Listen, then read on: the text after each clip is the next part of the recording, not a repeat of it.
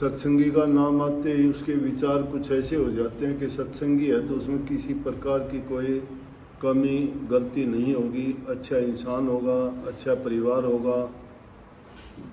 लेकिन शरीफ आदमी बेचारे तो सत्संगी नाम के होने के नाते फंस जाते हैं। कई केसेस ऐसे आए कि उनको अपना स्वार्थ दिखाई देने जब वो सत्संगी का नाम लेके रिश्ता कर लें, और रिश्ता करने के थोड़े दिन बाद ही फिर उनके विचार तो मिलते नहीं, विचार नहीं मिलते तो बात नहीं निभाएगी। सत्संगी हो तो निभा देगा। संसारी आदमी की दृष्टि कोई और चीज़ों पर होती है, उनके सामने लालच और स्वार्थ, ये संसारियों की पहचान है कि उनको लालच और स्वार्थ हमेशा परेशान रखता है। और वो सत्संग में आने भी लगे, ये दोनों चीज़ अगर उनके दिलो दिमाग में है और उन्हें नहीं छोड़नी है तो वो सत्संगी नाम के हैं। सत्संग में भी वो अपने स्वार्थ को पूरा करने के लिए ही आते हैं कि उनका स्वार्थ पूरा हो जाए। और अगर उसमें कोई कमी आनी शुरू हो जाती है तो यूँ समझो कि रिश्ता टूटना शुरू हो जाता है, क्योंकि उनका संबंध प्यार का संबंध नहीं जुड़ता। और सत्संगियों को दूसरे नाम से हम प्रेमी के नाम से पुकारते हैं। मैं अकेले ये नहीं कहता कि कौन सत्संगी, सत्संगी चाहे वो किसी का भी हो, किसी गुरु से जुड़ा हुआ हो, किसी नाम से जुड़ा हुआ हो, जब तक उसके विचारों में परिवर्तन नहीं है, उसके विचार शुद्ध नहीं हैं, वो अपने काम पर विश्वास नहीं करता है और दूसरे आदमी से ही अपने स्वार्थ की पूर्ति करना चाहता है, तो उसके ख्यालात सत्संगी वाले नहीं हुए। सत्संगी जब हो गया वो तो आदमी अपना स्वार्थ त्याग के दूसरे की मदद करने की कोशिश करता है। तो ये बात तो अब ऐसे केसेस देखने के बाद में जब मेरे पास कोई आता है ना कि जी हम रिश्ता कर लें, कोई सत्संगी परिवार मिल जाता तो अच्छा, मैं उसको कहूँ कि सत्संगी परिवार ना मिले तो अच्छा। अब क्यों? उसके दो कारण हैं। अगर तुम अच्छे हो और वो आदमी तुमसे मिलके अच्छे विचारों वाला होगा तो सत्संगी बन जाएगा। अगर वो नाम सत्संगी का है, तुम्हारे साथ रिश्ता जुड़ेगा तो तुम्हारे साथ भी रिश्ता तोड़ देगा। तो सत्संगी होने के बजाय गैर सत्संगी का रिश्ता जुड़ेगा तो कम से कम वो देख के उनकी तरह से अच्छा तो बन जाएगा। और आजकल तो बच्चों को जो आज़ादी मिली है, उस आज़ादी का इतना नाजायज़ फ़ायदा उठाते हैं। कल की ये बात मैं बताऊं, पूरी कहानी का मुझे पता तो नहीं लगा है, लेकिन सुनने में आया कि एक दिन वो लड़की आई मेरे पास, उसकी माँ उसके साथ में, कहने लगी जी ये लड़की का रिश्ता कर दे।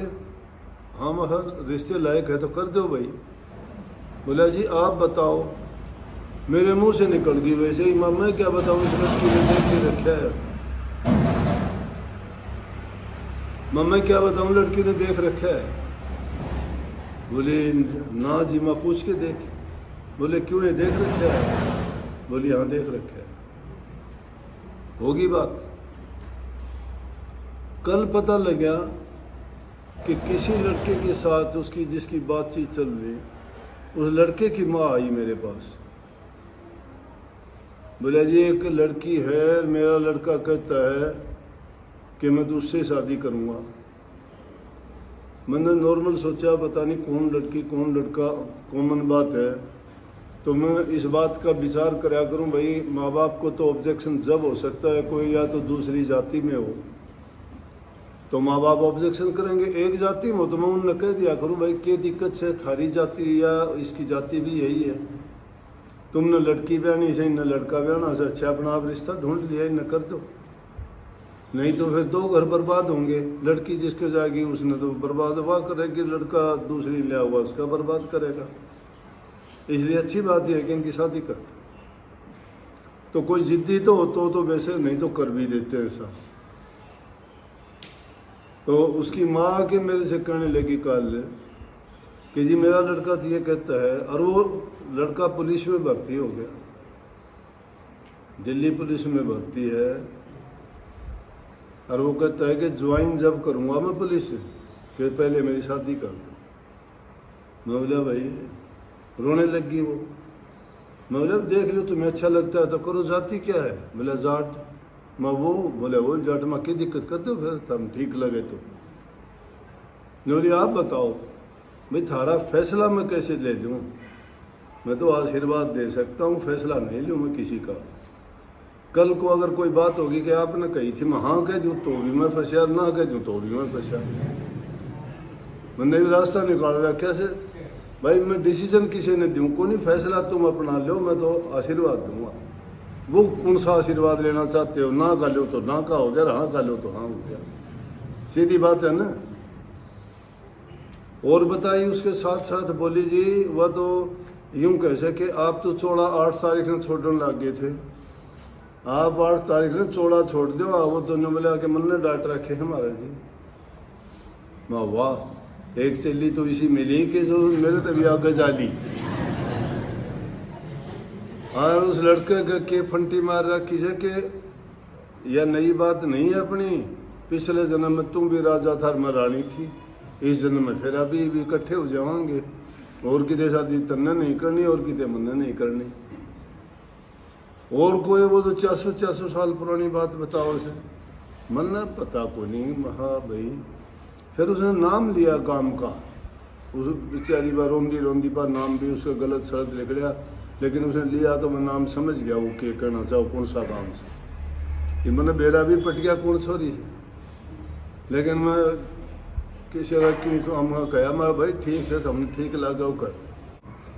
तो ये ऐसे लोग जो फरेबी लोग होते हैं, वो अपना उल्लू सीधा करने के लिए पता नहीं कुछ का कुछ गढ़ लेते हैं, सत्संग की मोहर लगवा लेते हैं, छाप लगवा लेते, कर्म उनके बहुत भैड़े बुरे और पाप से भरे होते हैं। ऐसे आदमी अपने आप को सत्संगी कहलाते हैं, शर्म आती है। बट्टा लगाते हैं, वो गुरु को भी लगाते हैं, नाम को भी लगता तो नहीं उनको बट्टा, दुनियादारी के लोग जानते हैं। ऐसे काम करने वालों को वो अच्छी तरह समझते हैं कि इसमें गुरु का दोष क्या है भाई। कबीर साहब जैसे संतों ने कही कि मारी थी लागी नहीं बंकनाड़ में फूक, गुरु बेचारा क्या करे जब चेला में ही चूक। गुरु का दोष उसमें नहीं होता, गुरु तो अच्छी शिक्षा देता है, सही रास्ते पर चलने के लिए प्रेरणा देता है, उनको पाप कर्म से बचने का रास्ता बताता है, अच्छे और सच्चे कर्म करके अपने जीवन को सफल करने के रास्ते पे चलाता है। माँ बाप की सेवा, परहित के कार्य और दान पुण्य, हर प्रकार से जो अच्छे काम हैं जिनके कारण किसी को दुख नहीं हो, खुद को चाहे कष्ट हो जाए, चाहे उनका नुकसान हो जाए, लेकिन उसके कारण दूसरे को किसी प्रकार का नुकसान ना हो, ऐसी शिक्षा गुरु देते हैं। और ऐसी शिक्षा जो गुरु नहीं देता है तो उस गुरु का मुंह माथा भी ना देखो, उसके पास भी ना जाओ, उसके पास भी ना जाओ, 100 कोस दूर से निकलो। गुरुओं का काम समाज को सही रास्ता दिखाना है, समाज के कल्याण और हित के कार्य वो पहले बताएंगे। प्रभु की भक्ति का तो बहुत बाद में नंबर आता है। कभी ये सोचते हो कि हम भक्ति कर लेंगे, भक्ति ऐसे नहीं होती। भक्ति का तो बहुत कठिन मारे गए। इंसान को सब कुछ त्यागना पड़ता है, सब कुछ बुरा भला दुनियादारों की ओर से उसको सुनना पड़ता है, और ऐसे एक रास्ते से गुजरना पड़ता है कि जिस पर अंगारे बिछे हुए होते हैं, आदमी कदम तक नहीं रख सकता। इतना सहल रास्ता नहीं है ये, दुनियादारों की तरफ से भी। और फिर उस मार्ग पर चलोगे तो उसके लिए कितना त्याग, कितना तप, कितनी साधना और कितना उसको मेहनत करनी पड़ती है, जब जाके कहीं उस मालिक की उस पर कृपा उतरती है। और वो कृपा जो उतरती है वो दुनियादारों को मुफ्त बांटते हैं, उस चीज़ को तो कोई समझता ही नहीं। अरे संतों के पास आते और तुम्हारा मन में विश्वास और यकीन है तो उनकी दृष्टि पड़गी तो तुम्हारा काम हो जाएगा। अगर आशीर्वाद मिल गया तो तुम्हारा काम हो जाएगा। अगर नहीं होता है तो कमी गुरु की नहीं, तुम्हारी कमी है। जब गुरु तुम्हारी जोड़ी में कोई चीज डालता है, तुम्हारी जोड़ी फटी हुई है तो वो कहाँ रुकेगी उसमें। और वो जोड़ी मजबूत करने के लिए है कि मन में पक्की आस्था और विश्वास होना चाहिए। अगर तुम्हारा विश्वास नहीं है, आस्था नहीं है, मत जाओ किसी के पास, कुछ नहीं लेके आओगे। और सच्ची आस्था तो तुमने मिट्टी की मूर्ति बना बना के मंदिरों, मस्जिदों, गुरुद्वारों में सजाई जाती हैं, घरों में कागजों की तस्वीर लगा के भी तुम मत्थे झुका के अपनी मन्नत पूरी करवाते हो। तो जो जिंदा मूर्ति तुम्हारे सामने बैठी हो तुम्हारे काम नहीं करेगी क्या? जो जबान से बोल के बताती है, तुम्हारे कर्म सोच देख के बताती है कि ये कर्म किया हुआ तेरा है, तेरे कर्म का फल तुझे मिलेगा, उस मूर्ति से तो कुछ लेना नहीं चाहते हो। हाजिर से तो हुज्जत करते हो और गायब की तलाश करते हो। परमात्मा किसी के सामने आज तक किसी आके देखा? किसी पड़ोसी घर में देखा हो? बड़ी से बड़ी आपत्ति, बड़ी से बड़ी लोगों के सामने समस्या आके खड़ी होगी, ऐसे ऐसे हालात गुजरे, वो बेचारे पूरे के पूरे परिवार रोंदे, कुर्लांदे, चिल्लांदे रह गए। परमात्मा कभी उनकी पूछने आया कि ऐसा क्यों करता है, या मेरे से गलती होगी, या मैंने तेरा बुरा कर दिया? कभी नहीं आता। लेकिन अगर थोड़ी सी भी बात होती है, गुरु के दर पे तुम्हारा दुख जाके रोते हो, तुम्हें संभालते हैं। 2 शब्द शांति के कहते हैं, तुम्हारा दर्द, तकलीफ, पाप कर्म खुद उठते हैं। और फिर गुरुओं से तुम के क्या आस रखते हो? गुरु के बारे में मतलब होता है, स्वार्थ होता है तो गुरु है, नहीं तो गुरु तुम्हारा कुछ लगता भी नहीं है, कभी मुंह करके भी नहीं देखते। गुरु नाम इसीलिए ज्ञान का है। अगर वो ज्ञान तुम में आ गया, वो समझ तुम में आ गई, उनने जो हिदायत दी वो अगर आपने स्वीकार कर ली, उनके बताए हुए मार्ग को अपना लिया और अपने जीवन को उसके अनुसार ढाल लिया, तो आपका जीवन संवरता चला जाएगा। सब प्रकार की खुशियाँ, सफलता और हर प्रकार के अच्छे सुगुन जो है आपको मिलते रहेंगे। कब मिलते हैं? जब तुम उनको लेने के लिए तैयार होते हो। तैयार होने के लिए उनकी कृपा तो नित्य बरसती है। उनकी कृपा में चूक नहीं है, नित्य बरसती है। किसी के लिए भेदभाव नहीं है, सब के लिए समान बराबर है। लेकिन लेने वाले की हिम्मत चाहिए। कितने लोग होते हैं, उनमें कितने गुरुमुख होते हैं? नहीं, मतलब होता है तो गुरु के पास, नहीं तो कोई बात नहीं। गुरु ने किसका क्या बिगाड़ा है? एक भी आदमी बताओ गुरु ने किसी का बिगाड़ा तो गुरु नहीं है। मैंने पहले कह दिया, उसका मुंह माथा ना देखो। जो गुरु तुम्हारा हित करता है, तुम्हारी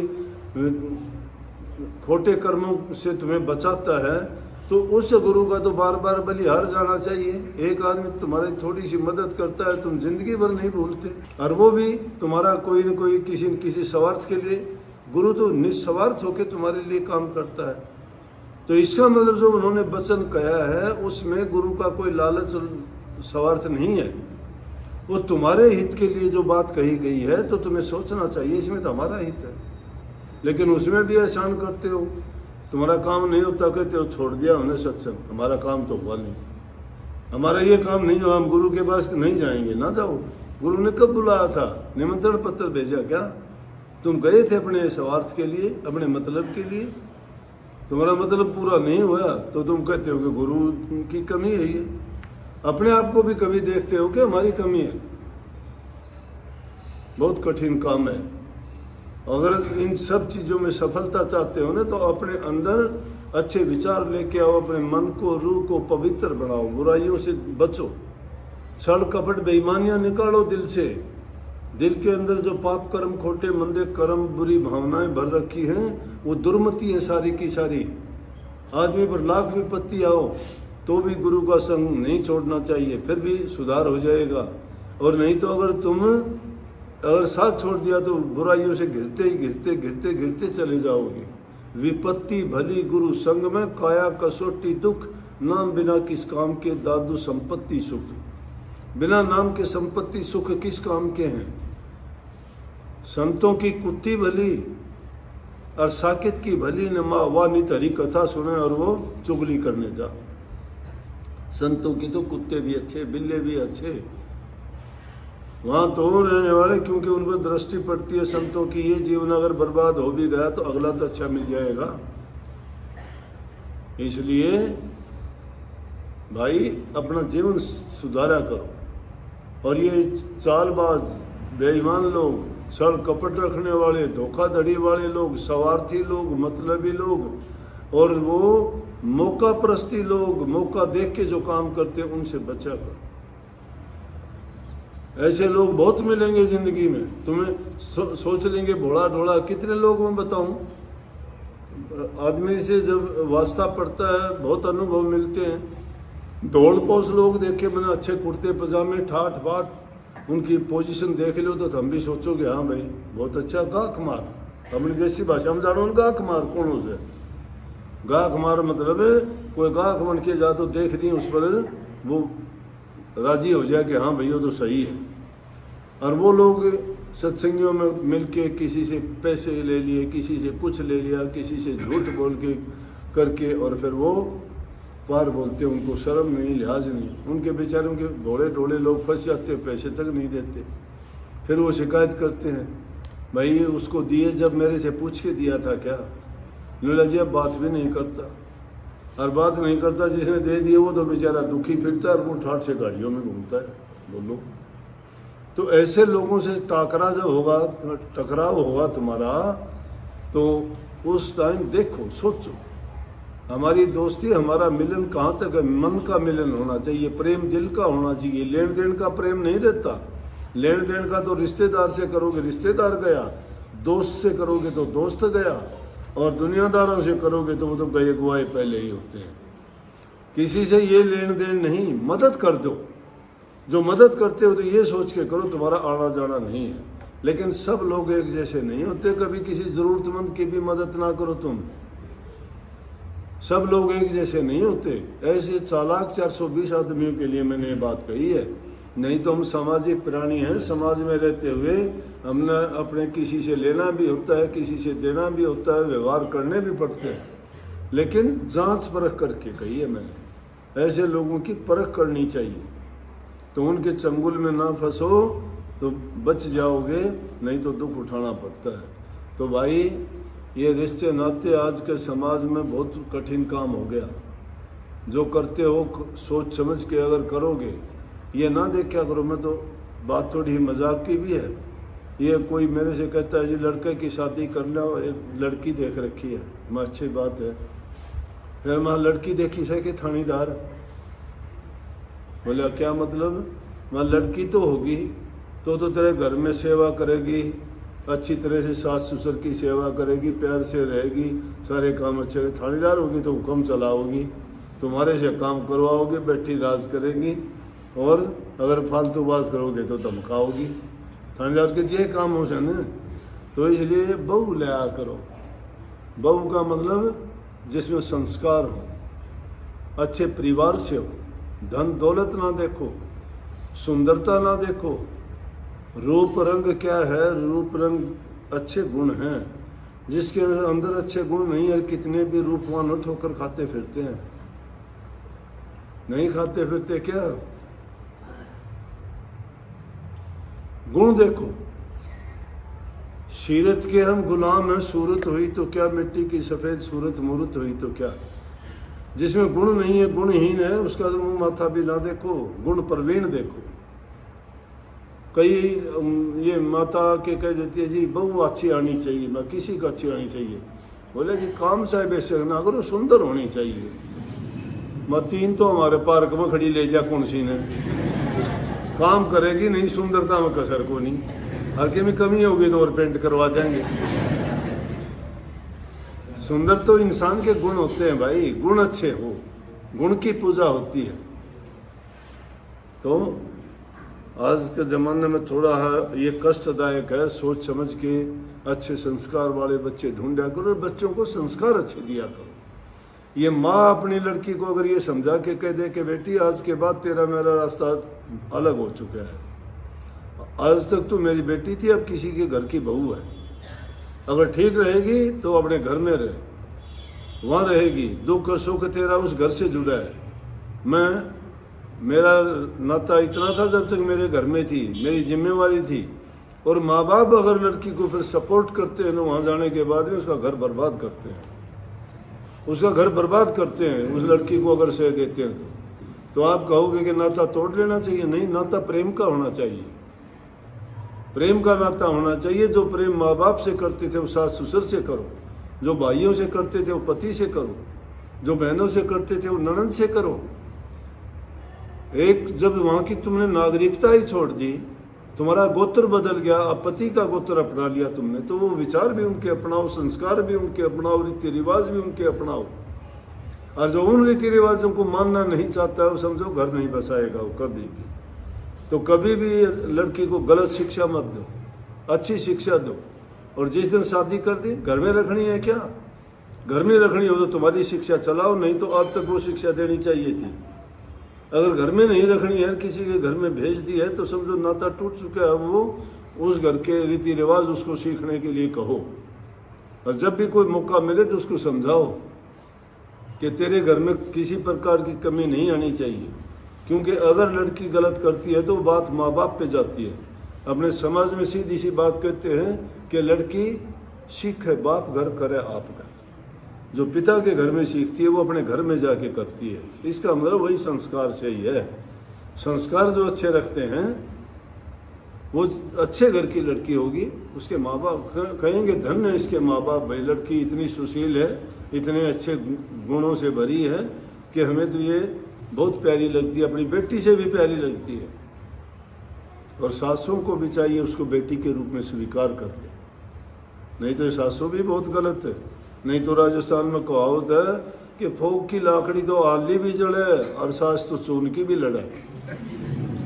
राजस्थान में ऐसी कहावत है, कैसे न क्या कहें, लाकड़ी तो फोक की आली भी जड़े, प्याली लकड़ी भी जल जाएगी, और सास तो चून की भी लड़े। चून की लड़ती तो नहीं, लेकिन सास होगा थोड़ा आंकड़ा 36 का हो जाए, वो इन मुँह कर ले, वो इन मुँह 36 का होगा ना, तो पीठ पीठ जुड़ी हो ना, उन्हें मुंह जोड़ने चाहिए। मुंह जब जुड़ेगा एक दूसरे से जब प्यार करो। बहुत बहुत सबको आशीर्वाद। राधा स्वामी स्वामी।